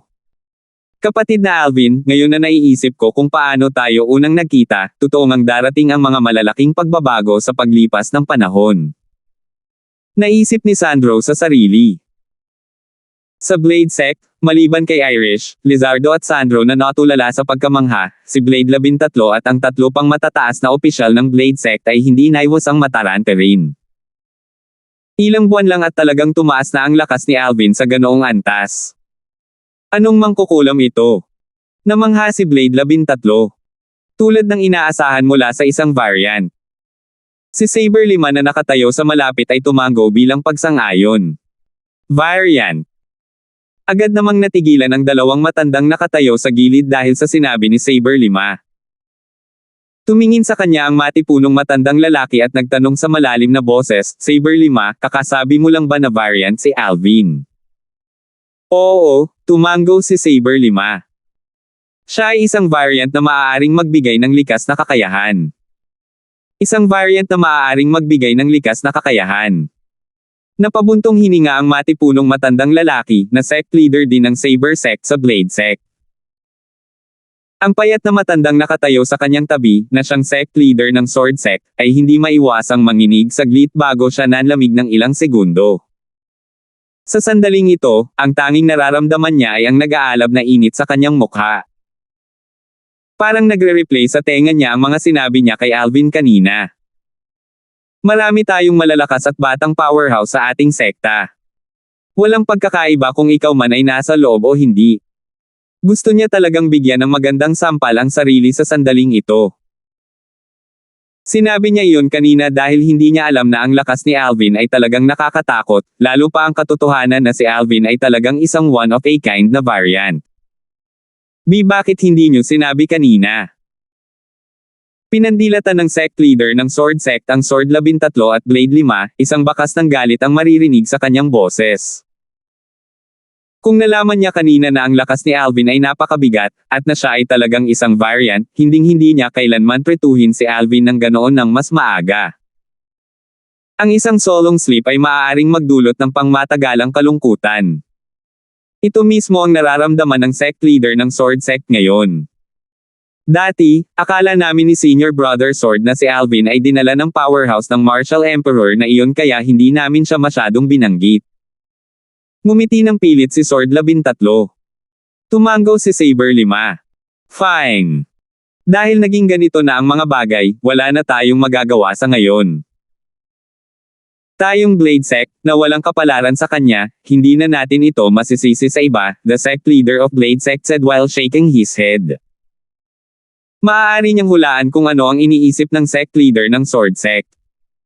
Paano ito posible? Ang mga mata ni Asyong ay napuno ng hindi makapaniwala habang pinagmamasdan niya ang lilang figure na umaaligid sa malayong kalangitan. Panay ang iling niya, ayaw niyang maniwala na totoo ito. Nabalitaan ko mula kay Lizardo na siya ay nasa 28 taong gulang lamang. Isang 28 taong gulang na kayang pumatay ng isang martial artist ng 9th level void interpretation na naintindihan ang 9th level void interpretation concept sa isang suntok lang. Unti-unting bumilis ang tibok ng puso ni Asyong, at hindi siya mapakali sa mahabang panahon. Sa kanyang lakas, kung siya ay naglunsad ng isang pag-atake sa akin ng isang hakbang na mas maaga kaysa sa junior sister Feng nang salakayin ko siya, hindi ba't ako ang mamamatay sa halip? Sa sandaling naisip ito ni Asyong, ang kanyang noo ay agad na nalalamig dahil sa malamig na pawis. Hindi na siya nang ahas na ituring si Alvin bilang isang kaaway. Takot na takot siya ngayon. Ang nakakatakot na lakas ni Alvin ay ganap na nagwasak sa puot na naipon niya sa kanyang puso kay Alvin. Nakakamangha talaga si Senior Brother Alvin. Eksakto. Isang suntok lang at nagawa niyang patayin ang disipulo ng 9th level void interpretation Crimson Moon sect na nakaintindi ng 9th level void interpretation concept. Kung titingnan ng kasalukuyang mga nakababatang henerasyon sa 5-element sect, si Senior Brother Darfield lang ang makakagawa niyan. Hindi ba't sinabi ng senior official mula sa Blade sect na maraming malalakas at batang powerhouse sa kanilang sekta at walang pagkakaiba kung si Alvin ay nasa loob o wala? Anong biro? Maliban doon sa pulang-pula na batang babae na nahuhumaling kay Senior Brother Alvin, sino pa sa Blade sect ang talagang may kukumpara kay Senior Brother Alvin? Nag-uusap ang mga alagad ng 5 elementong sekta sa isa't isa. Marami sa kanila ang nanunuya sa sect leader ng Sword sect mula sa Blade sect.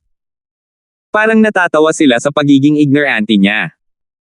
Ang grupo ng mga matataas na opisyal ng 5-element sect, bukod kina Gregor at Romeo, ay may maliwanag na ngiti sa kanilang mga mukha. Maging si Baxter, ang Pitmaster of Firepick na nagkaroon ng ilang hindi pagkakaunawaan kay Alvin noong nakaraan, ay tila nakalimutan din ang tungkol sa mga pagkakaiba sa pagitan niya at ni Alvin. May sincere din siyang ngiti sa labi. Humph! How dare that Dylon doubt me? Nakatayo sa gilid, sinulyapan ni Perry mula sa malayo si Dylon, ang sect leader ng Sun Moon Sect. Isang ngisi ang makikita sa gilid ng kanyang bibig. Sa kanyang opinyon, kasalanan ni Dylon ang pagkatalo kay Alvin sa pagkakataong ito. Paano ito posible? Sa sandaling ito, si Dylon ay labis na natakot at nabigla. Hindi sumagi sa isip niya na ang isang alagad ng 5-element sect na mukhang nasa 25 taong gulang pa lang ay magiging ganito katekot. Isang suntok lang at nagawa niyang patayin si Kenzo, na pumangatlo sa mga nakababatang henerasyon sa Sun Moon Sect. Bukod dito, ito ay sa ilalim ng sitwasyon kung saan na-activate ni Kenzo ang kanyang Grade 2 Spirit Saber. Ang iilang Vice Sect leaders at ang grupo ng mga disipulo mula sa Sun Moon Sect ay lubos na naguguluhan. Dalawa sa mga alagad ng Sun Moon Sect, na nakatayo sa gilid ng mag-isa, ay nagpapalitan ng tingin sa isa't isa. May tiwala ka ba? Ang isa sa kanila ay biglang bumuka ang kanyang bibig upang magtanong sa mahinang boses. Hindi. Ikaw. Umiling ang kausap bago siya nagtanong ng parehong tanong. Hindi. Umiling din ang dating. Agad namang natahimik ang dalawa. Sila ang dalawang pinakamalakas na tao sa kasalukuyang nakababatang henerasyon ng Sun Moon Sect. Gayunpaman, kahit na hindi nila malinaw na makita ang suntok na ibinato ni Alvin, ang disipulo ng 5-element sect, kanina. Hindi lang iyon, wala ni isa sa kanila ang nang-ahas na sabihin na kaya nilang patayin ang isang Kenzo na todo-todo at nag-activate ng Grade 2 Spirit Saber gamit lamang ang kanilang mga kamay. Gayunpaman, nagawa na ito ni Alvin. Gaano kalakas? Sa gilid ng Empyrean Temple, ang mga mata ni Barney ay naningkit habang ang kanyang mukha ay ganap na nagyelo.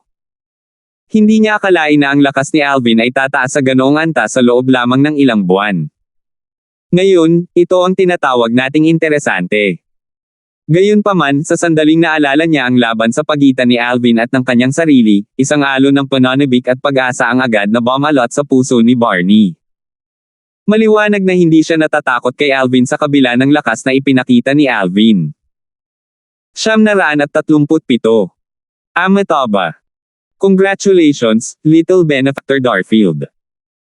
Sa ilalim ng mapagbantay na mga mata ng iba, dahan-daang itinaas ni Kong, ang abot ng Empyrean Temple, ang kanyang kamay at ibinato ang 4 na fragment kay Alvin. Mga fragment ng konsepto ng ika-9 na antas. Bagamat handa na sila sa pag-iisip, ang pagkakataong nasaksihan nila ang 4 na 9th level concept fragment na nahulog sa mga kamay ni Alvin, marami sa mga taong naruroon ay hindi pa rin mapigilan ang pagkabigla na bumangon sa kanilang mga puso habang sila ay natupok ng inggit.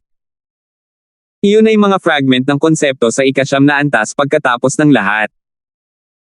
Maging sa kani-kanilang sekta na kanilang kinaroroonan, kaunti lang ang hawak sa kanilang mga kamay.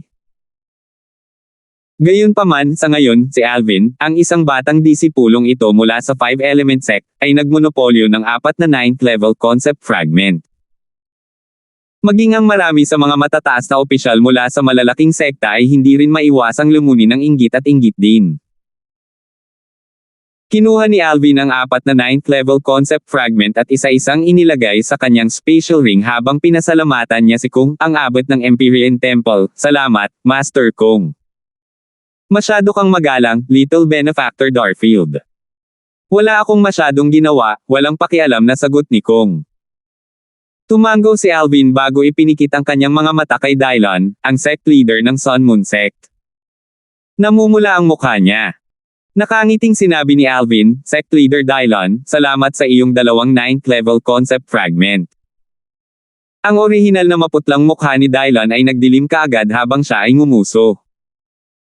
Alvin, ano ang magagawa mo kahit na mayroon kang 2 9th level concept fragment na iyon? Ituturing ka lang na may kakayahan kung mapapanatili mo ang 2 fragment na iyon. Kung hindi, gagawa ka lang ng landas para sa iba. Sa pagkakataong lumabas ang mga salita ni Dylon sa kanyang bibig, agad na nagliwanag ang mga mata ng maraming disipulo mula sa Empyrean Temple, Blade Sect at Sun Moon Sect.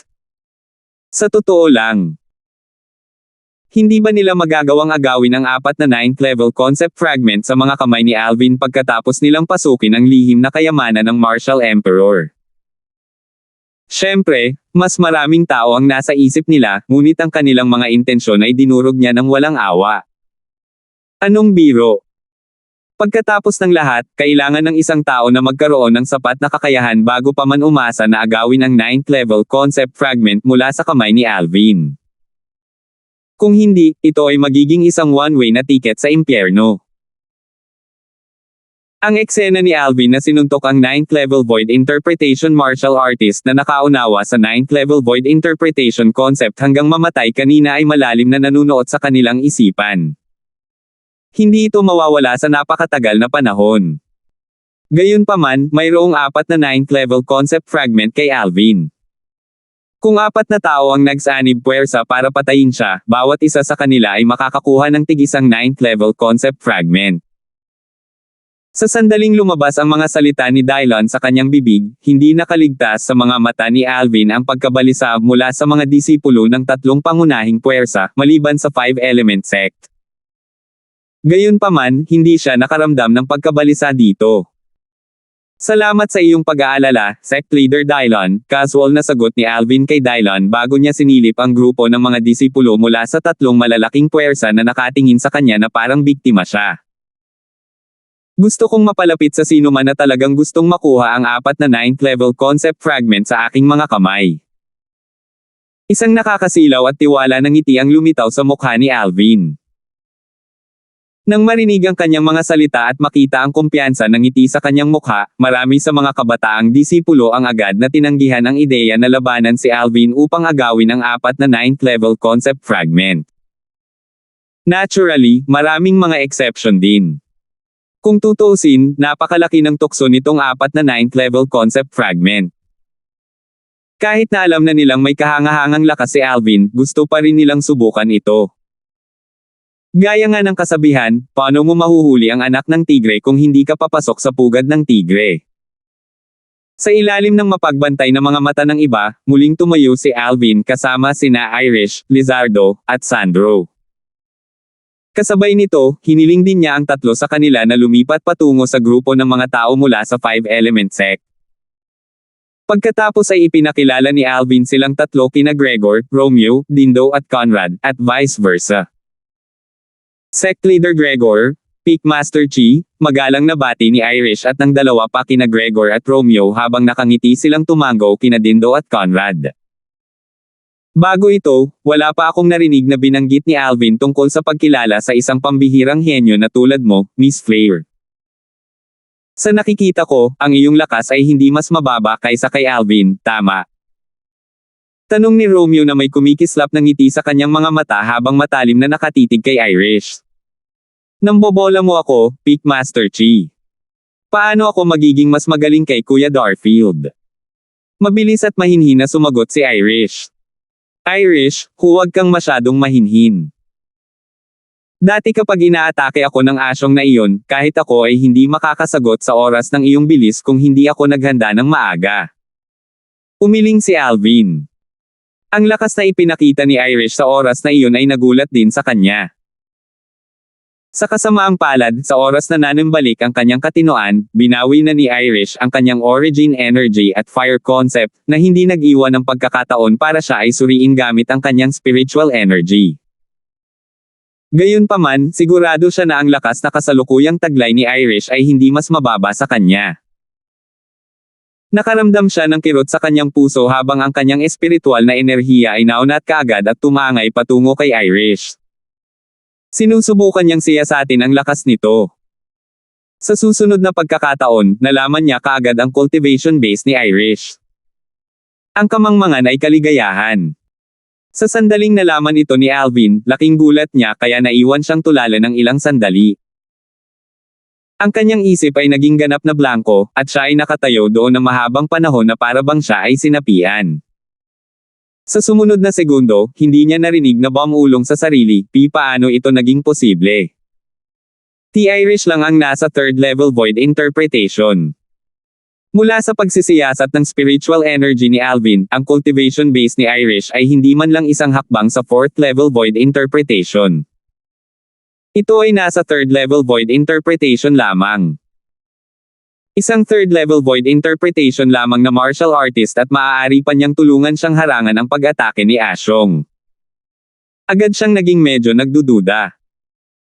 Gayunpaman, sa sandaling maalala niya ang eksena kung saan pailay ni Irish si Ashong, ang disipulo ng braso ni Blade Sect, hindi niya maiwasang makaramdam ng kilig saglit. Si Ashong ay isang martial artist na 8th level void interpretation na nakaintindi sa 8th level intermediate sword concept. Ibig sabihin, tiyak na mas maganda ang lakas ni Irish kaysa sa kanya kung mapuputol niya ang braso nito bago pa siya makapag-react sa tamang oras. Sa sandaling naisip ito ni Alvin, agad niyang nalaman na nasa kanya na ang kanyang sagot. Si Irish ay may fire spirit body. Ang bilis na naintindihan niya ang fire concept ay maaaring ituring na napakabilis. Karaniwan, hindi siya makakatagpo ng anumang bottleneck sa proseso ng pag-unawa sa konsepto ng sunog. Bukod pa riyan, kung magkakaroon siya ng kaunting tulong mula sa fire concept fragments, ang bilis na naintindihan niya ang fire concept ay mag-iiwan sa lahat ng martial artist na hindi nagtataglay ng fire spirit body na namumula sa kahihiyan. Pero, kahit na mayroon siyang fire concept fragment para sa kanyang paglilinang, hindi siya dapat manalo laban kay Ashong sa pamamagitan lamang ng kanyang third level void interpretation, tama ba? Lalong naguluhan si Alvin habang pinag-iisipan niya ito. Si Ashong ay isang 8th level void interpretation martial artist na nakaunawa sa 8th level intermediate sword concept. Sa tulong ng Spirit Saber, ang kanyang lakas ay katumbas ng lakas ng mahigit 270 sinaunang may sungay na dragon. Sa third level void interpretation cultivation base ni Irish, kahit na ginamit niya ang grade 3 spirit whip na pinino nito para sa kanya, ang pinakamapakikita niya ay ang lakas ng 68 sinaunang may sungay na dragon. Ang isang third level void interpretation martial artist ay may lakas na 40 sinaunang may sungay na dragon kung ang lahat ng origin energy sa katawan ay ilalabas. Ang grade 3 spirit whip na personal niyang pinino ay nagbigay ng 70% boost. Katumbas iyon ng lakas ng 28 sinaunang may sungay na dragon. Ang pagsasama nilang dalawa ay magiging lakas ng eksaktong 68 sinaunang may sungay na dragon. Sa madaling salita, kahit na naunawaan ni Irish ang unang level advanced fire concept, kasama ang lakas ng 68 sinaunang may sungay na dragon, ang kanyang lakas ay nasa humigit kumulang 268 na sinaunang may sungay na dragon. Malayo pa rin ito sa lakas ni Ashong. Well, maliban kung naintindihan niya ang second level advanced fire concept. Kung ganoon, magkakaroon siya ng lakas na 368 sinaunang may sungay na dragon kung ilalabas niya ang lahat ng kanyang lakas. Sapat na iyon para matalo niya si Ashong. Mabilis na umiikot ang isip ni Alvin habang sinusubukan niyang bigyang kahulugan ang impormasyon sa kanyang isipan. Habang nag-iisip pa rin siya ng impormasyon sa kanyang isipan, bigla siyang napabuntong hininga. Imposible pa rin para kay Irish na itaas ang kanyang fire concept sa ganoong antas sa maikling panahon kahit na mayroon siyang fire concept fragment na tutulong sa kanya. Kung ganoon, ang tanging kapani-pani walang paliwanag ay ang profound assimilation formation. Ang Blade Sect ay nagkaroon din ng profound assimilation formation. Kung ang profound assimilation formation ang nagbigay daan kay Irish na dumaan sa ganoong pagbabago, kung gayon ang lahat ng ito ay hindi na nakakagulat. Ang profound assimilation formation ay ang inscription formation na nilikha ng Rebirth Martial Emperor. Para sa isang likas na espiritong katawan tulad ng Fire Spirit Body ni Irish, magkakaroon ito ng hindi pangkaraniwang epekto kumpara sa mga ordinaryong tao. Matapos madaanan ang alaala ng Rebirth Martial Emperor, mabilis na nahanap ni Alvin ang dahilan. Hindi lamang iyon, batay sa paghatol ng Rebirth Martial Emperor, ang profound assimilation formation ay lubos na magtataas ng isang likas na espiritong katawan na malayo sa imahinasyon ng mga ordinaryong tao. Ibig sabihin, may posibilidad na ang fire concept ni Irish ay hindi kasing simple ng nasa third level advanced stage. Sa pagkakataong binibigkas niya ang pangungusap na ito sa kanyang sarili, maingat na napabuntong hininga si Alvin. Alvin, hindi ko akalain na nakakakilala ka ng isang pambihirang nakamamanghang kagandahan tulad ni Miss Flair. Ito ay kamangha-mangha. Isang boses ang pumasok sa tainga ni Alvin at nagising siya mula sa kanyang pagkatulala. Walang iba kundi si Dindo ang kausap niya.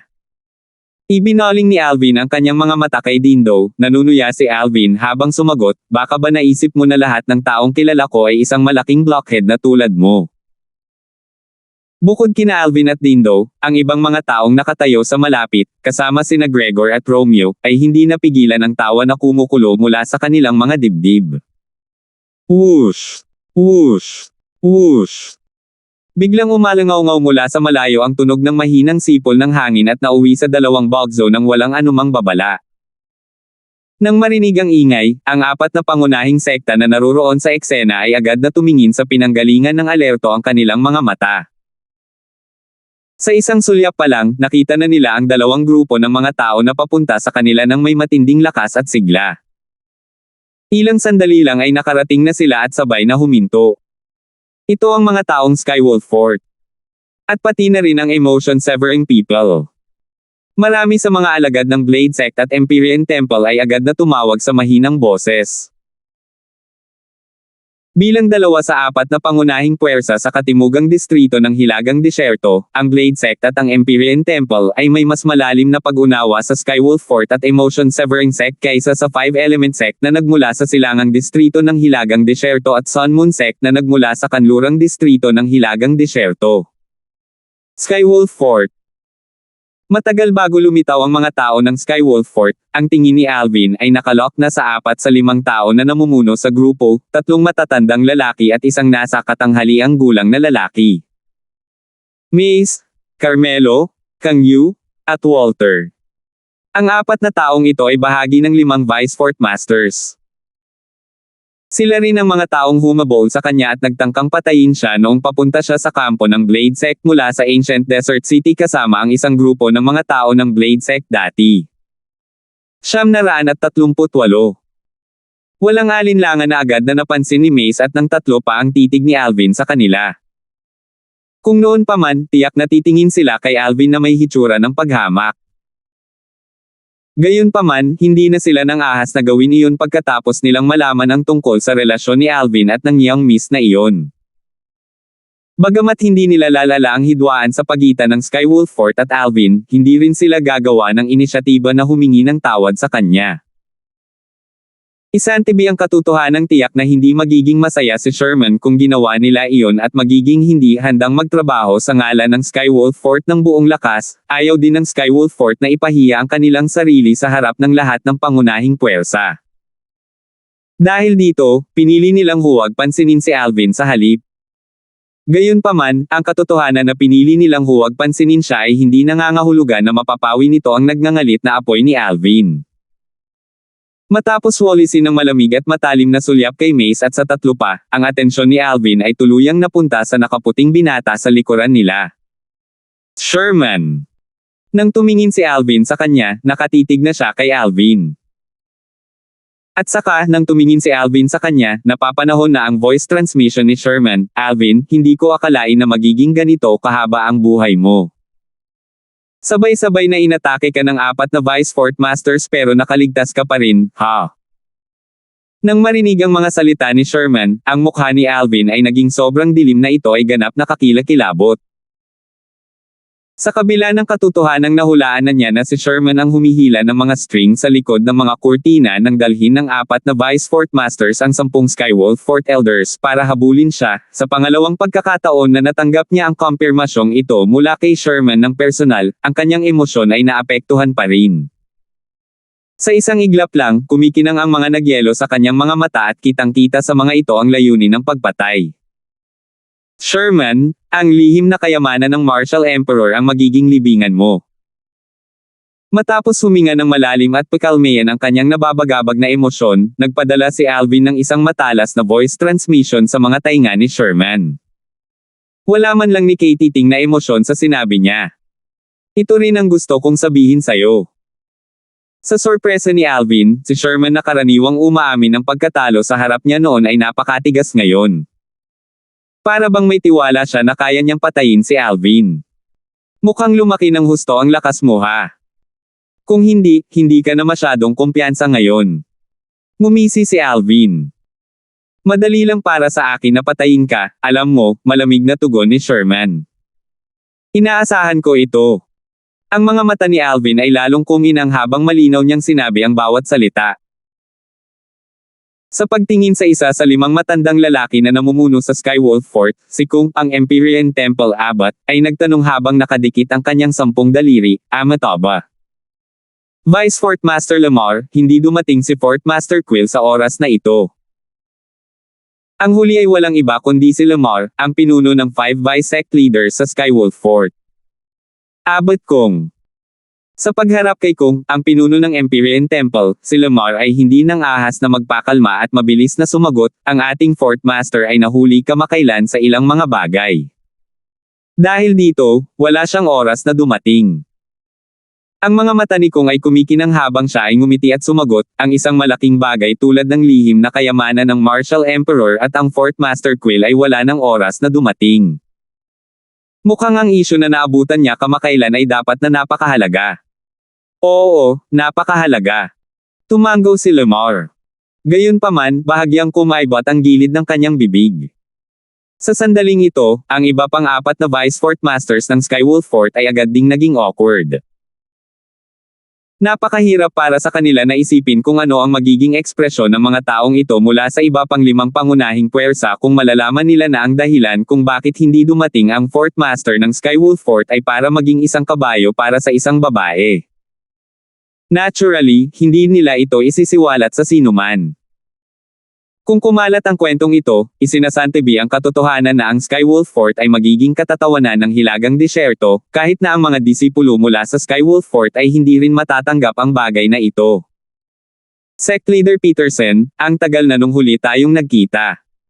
Hindi ko alam na kinuha mo na ang posisyon ng Sect Leader of Emotion Severing Sect. Greetings to you. Pagkatapos batiin si Lamar, tumingin si Kung sa pinuno ng Emotion Severing Sect. Siya ay isang lalaking nasa katanghaliang gulang na nakadamit na may malamig na ekspresyon sa kanyang mukha. Ang lalaking nasa katanghaliang gulang na iyon ay walang iba kundi si Archimedes, ang sect leader ng Emotion Severing Sect. Kahit na si Archimedes ay nakaharap kay Kung, ang Empyrean Temple Abbot, ang kanyang mukha ay nanatiling malamig at malayo.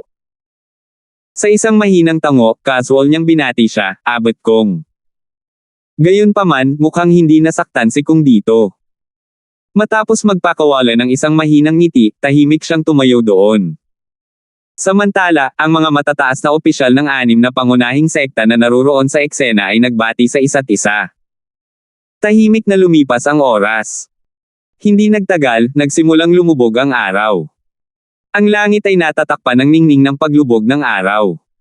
Ito ay pulang-pula, na ginawa ang buong kalangitan na parang pininturahan ng kulay pula. Ang buong eksena ay ganap na makapigil hininga. Oras na. Biglang nagpalitan ng tingin ang grupo ng mga matataas na opisyal na namumuno sa 6 na pangunahing puwersa bago isa-isang lumusob. Pumasok sila sa sopistikadong bulubunduking lupain. Tara na. Nang makita ito ni Alvin at ng iba pang mga disipulo mula sa 6 na pangunahing puwersa, dali-dali silang sumunod. Hindi sila nang ahas na mag-alinlangan man lang. Alam nila na ang lihim na kayamanan ng Martial Emperor ay malapit nang mabuksan sa sandaling ito. Noong papunta sila rito, ang mga disipulo ng 6 na pangunahing puwersa, kabilang si Alvin at ang iba pang mga disipulo ng 5-Element Sect, ay nalaman ang ilang katotohanan tungkol sa lihim na kayamanan ng Martial Emperor mula sa mga matataas na opisyal ng kani-kanilang sekta. Ang lihim na kayamanan ng Martial Emperor ay may tiyak na oras ng pagbubukas. Ito ay magbubukas lamang ng isang araw, at kung hindi sila pumasok sa araw na iyon, hindi sila magkakaroon ng pagkakataong makapasok muli. Natural, may takdang oras sa pagpasok ngunit walang paglabas. Ang inscription formation sa gate ng lihim na kayamanan ng Martial Emperor ay nagbabawal lamang sa isa na pumasok ngunit hindi lumabas. Bukod pa rito, sinabing ang lihim na kayamanan ng Martial Emperor na papasukin nila sa panahong ito ay nabaon sa ilalim ng lupa. Maraming inscripsyong formasayo na nagtataglay ng malaking mapang wasak na kapangyarihan ang pumaligid dito. Kung may sumubok na wasakin ang gate ng pilit, ang inscription formations na nagtataglay ng malaking mapanirang kapangyarihan ay automatikong magpapagana at madudurog ang buong lihim na kayamanan ng Martial Emperor sa isang suntok lamang.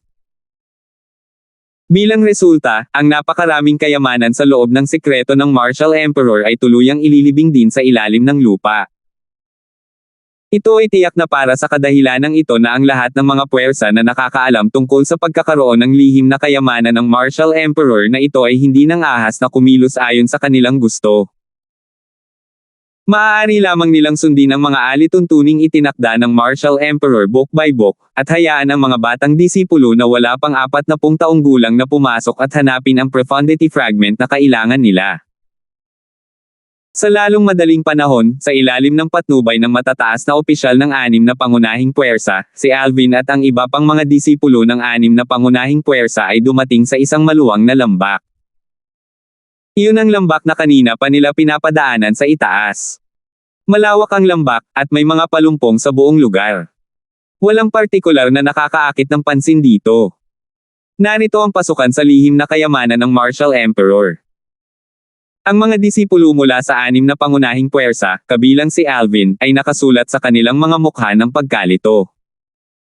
Tumaas ang isang kilay ni Alvin habang pinalawak niya ang kanyang espiritual na enerhiya. Sa ilang sandali lamang, nakakita siya ng isang palatandaan sa isa sa mga palumpong sa lambak. Isang siksik na aura ng inscription formation ang mararamdaman sa direksyong iyon.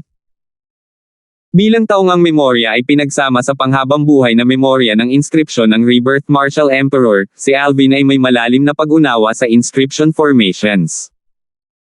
Madali niyang nakilala ang ilang inscription formation doon. Mayroong kabuoang 5 formasayo ng inscription. Ang nakalagay sa pinakamataas na punto ay ang inscription formation na nagtatakda ng takdang oras ng pagbubukas para sa lihim na kayamanan.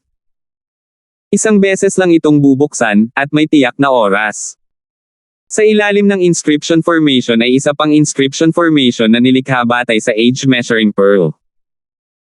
Iyon mismo ang inscription formation na nag-verify sa edad ng mga martial artist na pumasok sa secret treasure. Bukod doon, may isa pang 3 inscription formasayon sa ilalim ng inscription formasayon na ito. Nang matagpuan sila ni Alvin, hindi niya maiwasang mapabuntong hininga sa gulat. Talagang mapangahas ang Martial Emperor Powerhouse. Nagtayo pa siya ng 3 killing formation sa pasukan. Kapag na-trigger ang 3 killing formation na ito, kahit na ang 9th level Martial Monarch Stage Powerhouse ay papatayin kaagad. Nalaman ni Alvin ang tungkol sa mga kakilakilabot ng 3 killing formation na ito mula sa alaala ng Rebirth Martial Emperor. Maliban sa paggamit ng mahalaga at mahahalagang materyales, ang 3 killing formation na ito ay nangangailangan din ng spiritual energy ng isang Martial Emperor stage para makapag-set up. Ang bawat intersecting na inscription sa loob ay maaari lamang isulat ng isang Martial Emperor stage inscription master. Mukhang ang Martial Emperor na iyon ay malamang na isang inscription master, naisip ni Alvin sa kanyang sarili. Maliban sa pagmamasid sa lahat ng bagay sa lambak, si Irish na nasa tabi ni Alvin ay minsan ay nanunood din kay Alvin. Nagkataon lang na nakita niya ang malungkot na mukha nito. Para sa kadahilanang iyon, nagtanong siya kasama ang kanyang voice transmission, Kuya Darfield, may nahanap ka ba? Oo. Tumango si Alvin habang tumugon sa kanyang voice transmission, kung hindi ko mali itong naramdaman, ang pasukan ng lihim na kayamanan ng Martial Emperor ay nasa ilalim ng bush doon mismo. Bukod sa pagkakaroon ng inscription formation na nagtatakda ng oras ng pagbubukas at isa pang inscription formation na nagsusuri sa edad ng mga taong papasok sa secret treasure, at mayroong iba pang mga lihim na porma sayon. Habang nagsasalita, tumingin si Alvin sa direksyon kung saan nararamdaman niya ang inscription formations. Nang matapos itong sabihin ni Alvin gamit ang kanyang voice transmission, ang mga matataas na opisyal ng 6 na pangunahing puwersa ay lumipad sa itaas ng mga palumpong bilang palihim na kasunduan habang sila ay casual na gumagawa ng kanilang mga galaw sa parehong oras. Agad nilang inalis ang mga palumpong. Ang bawat matataas na opisyal mula sa 6 na pangunahing puwersa ay nasa void transformation o mas mataas. Kinokontrol nila ang kanilang origin energies at ginawang saber ang kanilang mga konsepto. Ang mga palumpong ay naalis sa isang kisap mata. Matapos alisin ang mga palumpong, isang napakagandang pinto na nakahandusay sa lupa ang lumitaw sa harap ng mga mata ng lahat. Ang pinto ay nakalagay sa ibabaw ng lupa. Ang disenyo nito ay napakalaki ngunit simple. Walang bakas ng alikabok na makikita dito, at naglabas ito ng malaking pagbabago.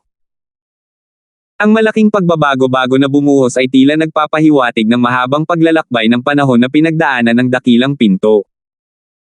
Nang marinig ang mga salita ni Alvin, isang pahiwatig ng pagka-alerto ang makikita sa maselang mukha ni Irish.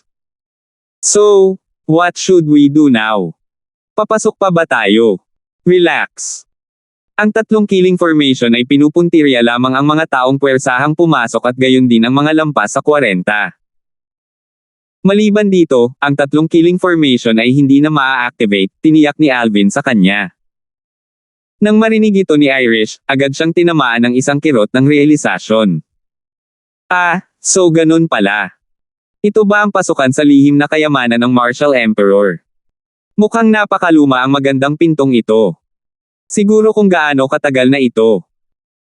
Ang mga kabataang alagad ng 6 na malalaking puwersa ay sumunod sa likod ng mga matataas na opisyal ng kani-kanilang sekta. Habang nakatingin sila sa napakalaking pinto sa lupa, ibinaon nila ang kanilang mga ulo ng magkasama sa mainit na talakayan. Baka sa mga mukha nila ang curious. Nang marinig ang mga talakayan ng mga batang disipulo mula sa bawat isa sa mga pangunahing sekta, si Lamar, ang pinuno ng 5 Vice Fort Masters ng Skywolf Fort ay dahan-daang nagpaliwanag, ang lihim na kayamanan ng Martial Emperor sa ibaba ng malaking pinto ay sinasabing umiral sa loob ng 1,000 taon. 1,000 taon. Lahat ng mga batang disipulo mula sa mga pangunahing puwersa, kabilang si Alvin, ay agad na nagulat. Salamat po at sinamahan ninyo ako, ingat lagi mga master.